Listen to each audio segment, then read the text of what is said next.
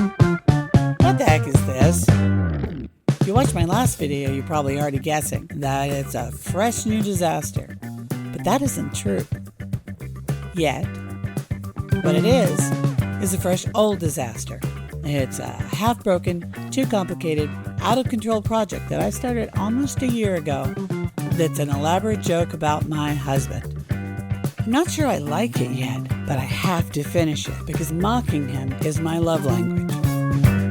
Today, I'll walk you through this diorama. We'll talk about its vibe and the chaotic way it's coming together, and I'll attempt to make some things a little bit less tragic before I make more chaos later.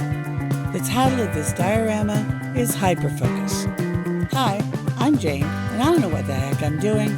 Welcome to Agitated Spiders. Let's make stuff.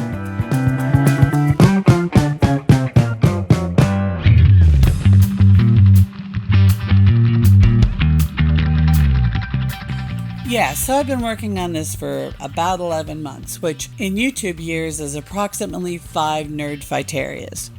Other YouTubers churn out stunning dioramas weekly, but this is not one of those dioramas, and I am definitely not one of those YouTubers. This is the most complicated thing I've ever attempted, aside from flipping a real live house, which, by the way, is a terrible life choice and an aggressively bad way to make money. Now, one problem with a big, messy, long-term build like this diorama, stuff breaks. My assistant, Omar, broke this paper staircase trying to climb it. Fixing it is a problem for future me. Now, let's just get rid of it.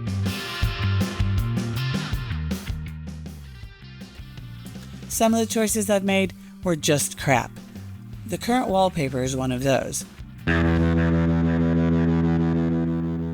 What we're going for here is dark academia, but like authentic dark academia. The crusty antiquarian's productive home office, decorated by someone who values cursed objects over Instagram views. The decor will be messy and weird and broken, and balancing on that line between poorly maintained and creaking under the weight of forbidden knowledge. Think distracted, run-down, late Victorian, and a general vibe of cosmic menace and ominous decay.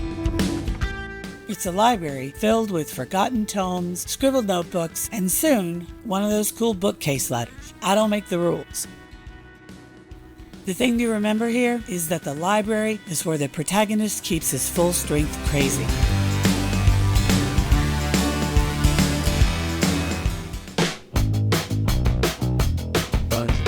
Now let's take a minute to unpack what I mean when I say, I don't know what the heck I'm doing. I don't know what the heck I'm doing. Thank you for coming to my TED Talk. Seriously though, the thing is, by nature, I'm a dilettante. I dabble like it's my job. I've tried oil painting, metal forging, paper mache, carpentry, HTML, illustration, animation, songwriting. I even own a tenor guitar and 4 ukuleles, which is basically the kindergarten craft table version of being a rock star. Like I'm 3 manic pixie dream girls in a trench coat. I'm a bag of agitated spiders. So yeah, I'm not excellent at anything. Maybe that reflects my terrible life choices, and if so, I'm cool with that, because it was pretty much inevitable. Art, for me, isn't about mastery. It's about making my hands happy, and my brain, which needs to be distracted from much more expensive terrible life choices. For happy hands and happy brain, a complicated room diorama is perfect. For this one, my first, I'm pulling from the deepest well of inspiration that I have, which is mocking my husband. And since his love language is not having to drain our retirement to clean up my terrible life choices, I'm doing him a favor. I'm spending as little as possible on this, which means building it entirely from weird crap I found in the basement.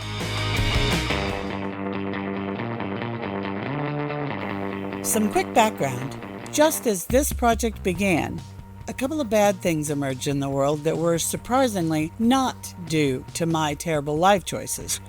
First, my fancy job got 86. Secondly, Trump was on a bullet train to the American presidency with shipping containers full of terrible ideas about economics. Obviously, this is a perfect moment to start an unnecessary project. Happy hands and happy brains, right? But buying a bunch of new materials would be irresponsible. Instead, I did the far more responsible thing. I gave my credit cards to my assistants to shred, and I raided our basement, which was filled with 20 years of accumulated forgotten nonsense. So what am I working with here? Wood scraps, broken furniture, unlabeled spray cans that might be paint or might be pesticides, 1,000 mason jars full of a billion tiny little things. If it looks like I can glue it, cut it, smear it, or strip it for parts, it's fair game. Yes, this does lead to reckless experiments. No, I will not stop doing them. Feel free to squirm about it in the comments.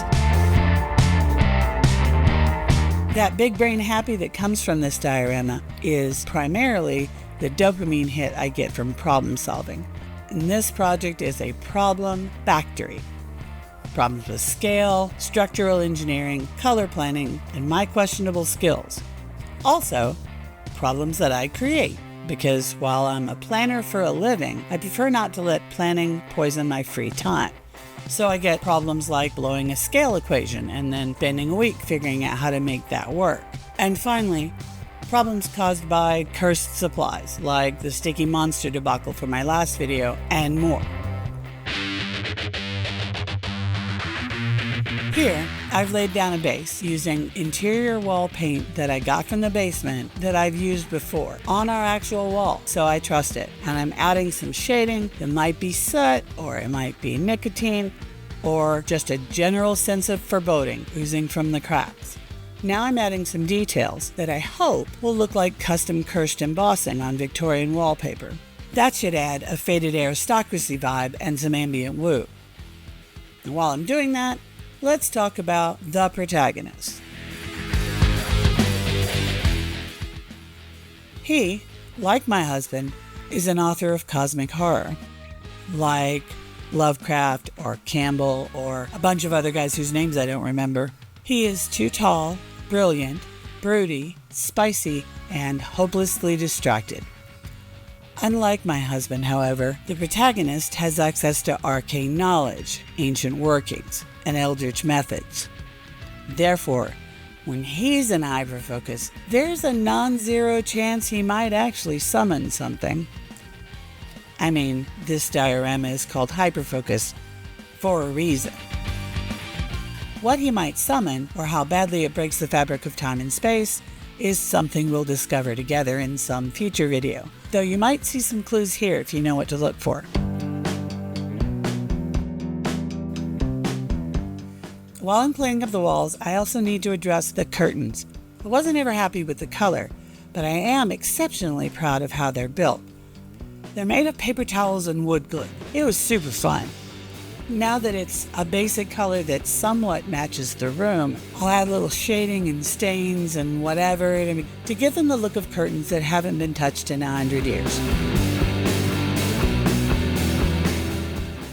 While that's happening, if I can be earnest for a second, the coolest thing about how I'm working on this project and in general these days, basically doing things I have no business doing, working way outside my comfort zone. The beauty of that is that I've given myself permission to fail. I lifted any expectation that anything I'm doing here will be good, and I'm pushing myself to take risks. Here's what's important.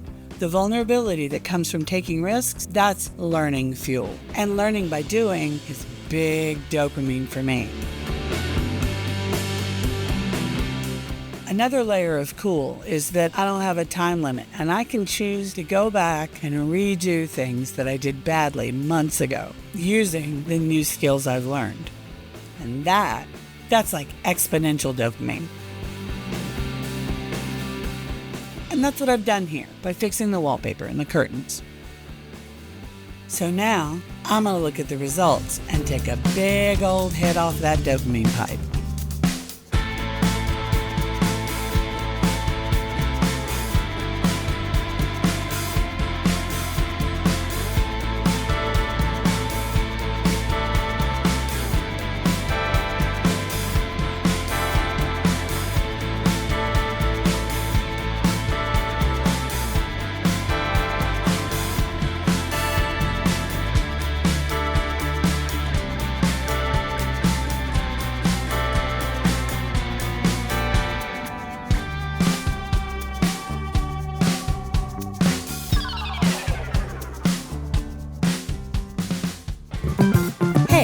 like dioramas, cosmic horror, or watching me find my way back from increasingly bad decisions, subscribe.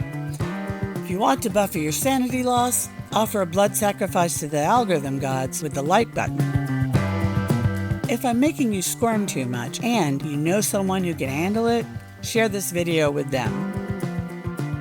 Meanwhile, if you're not happy with the Paleolithic economics, the eldritch cruelty, or the cosmic constitutional chaos being summoned by the current American president, hit up these folks for ideas about how to push back.